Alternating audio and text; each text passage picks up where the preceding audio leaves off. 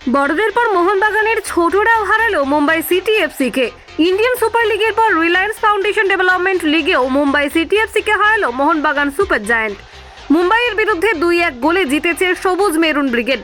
ম্যাচের প্রথম বাঁশি বাজার পর থেকেই আক্রমণে যাওয়ার পথ বেছে নিয়েছিল মোহনবাগান সুপার জায়ান্ট। নিজেদের মধ্যে পাস খেলে আক্রমণে উঠে যাওয়ার চেষ্টা করেছিল বাগানের জুনিয়র দল। সেই সময় কিছুটা অবিন্যস্ত ছিল মুম্বাই সিটি এফসি ডিফেন্স। সঙ্গে সঙ্গে আক্রমণে উঠে যাওয়ার ফলে মোহনবাগানের প্রতিপক্ষের বক্সে লোক বাড়াতে সমস্যায় পড়েছিল। ফলত মোহনবাগান আক্রমণে দ্রুত উঠলেও ফাইনাল পাস ঠিকমতো হচ্ছিল না। ম্যাচের বয়স যখন মিনিট 6 তখন নিজেদের অর্ধ থেকে লং বল বাড়িয়ে দিয়েছিল মোহনবাগানের ফুটবলার। লং বল রিসিভ করে ডান প্রান্ত থেকে দৌড় শুরু করেন সের্তো। মুম্বাই সিটি এফসির এক ডিফেন্ডার তাকে আটকানোর চেষ্টা করেছিলেন, কিন্তু তাতে তিনি সফল হননি। সের্তোর নেওয়া শট গোলরক্ষক আটকানোর চেষ্টা করলেও বল হাতে লেগে অতিক্রম করে গোল লাইন। 1-0 গোলে এগিয়ে যায় মোহনবাগান সুপার জায়ান্ট। 12 মিনিটের মাথায় বাগানের পক্ষে ব্যবধান দ্বিগুণ করেন সের্তো।